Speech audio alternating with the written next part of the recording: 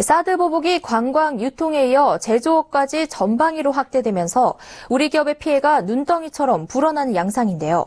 우리 정부는 이에 대해 중국을 상대로 WTO 제소, 반덤핑 관세 검토 등 맞불 대응을 하는 모습입니다.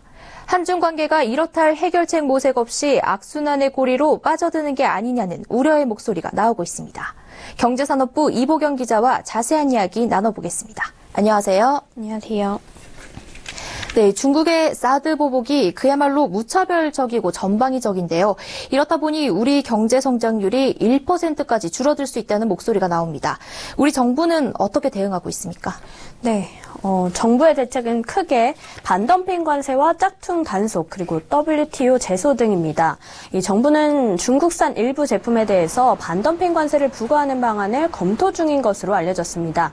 정부는 올 들어 중국산 화력수 합판에 대해 최대 27.21%의 반덤핑 관세를 부과하는 조치를 연장했고요. 옵셋 인쇄판에 최대 10%의 잠정과세 부과 여부를 검토 중인데요.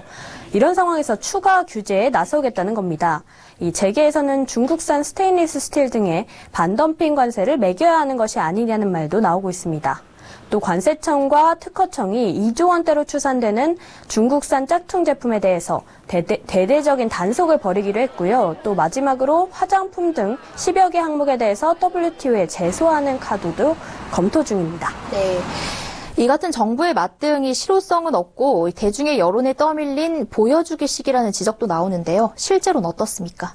네, 그렇습니다. 우선 WTO 활용 카드에 대해서는 좀 사실상 실현이 불가능하다는 것이 중론입니다. 이 한국 관광 금지 조치의 경우에 구두 지시로만 알려져 있기 때문에 정확한 사실관계 확인이 쉽지 않다는 것입니다.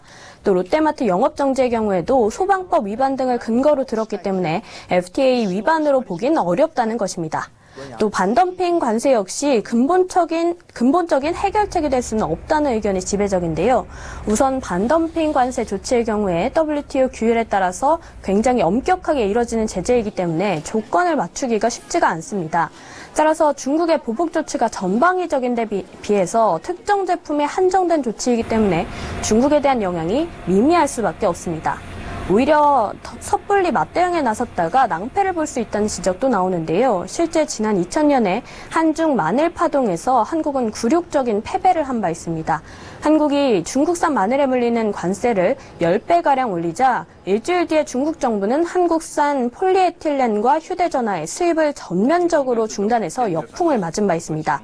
당시 한국이 중국에서 들여오는 마늘은 1,000만 달러 미만이었는데 중국이 막아버린 수출 규모는 5억 달러를 넘었습니다.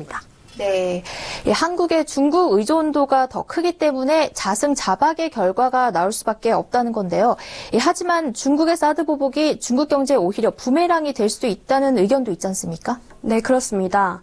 우리가 중국에 수출하는 품목의 95% 이상이 중간재이기 때문에 스마트폰 등 중국 기업의 부메랑이 될 수 있다는 지적인데요. 이 문제는 우리나라와 비슷한 기술력을 가진 일본과 대만 등 다른 국가들이 있기 때문에 대체할 수 있는 시장이 많다는 겁니다. 게다가 이렇게 일본이나 대만으로 수입처를 옮겨버리면 중국으로 수출하던 우리 기업에 또 타격이 생기게 되겠죠. 또 중국이 우리나라에 수출하는 품목의 대부분이 최종 소비재라는 점도 고려해야 하는데요. 이 최종 소비재의 가격이 올라버리면 바로 소비자 물가에 영향을 미치고 소비 위축으로 직결된다는 것입니다. 중국보다 우리의 운신의 폭이 좁다는 것을 고려해서 대응책을 마련해야 하는 이유입니다.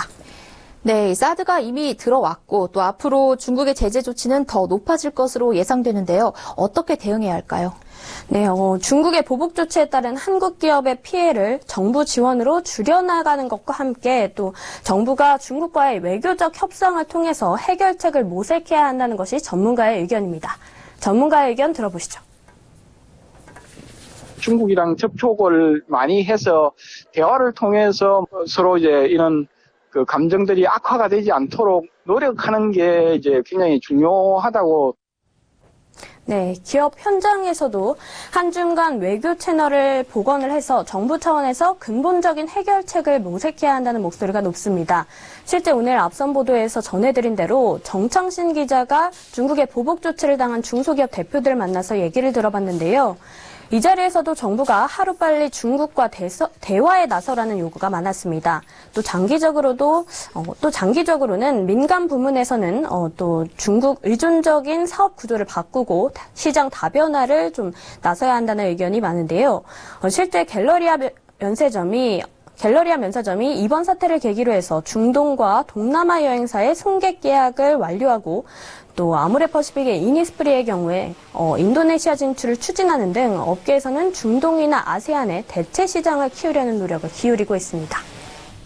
네, 지금까지 중국의 사드에 대한 보복과 이에 대한 우리나라의 대응에 대해 이보경 기자와 이야기 나눠봤습니다. 오늘 말씀 고맙습니다.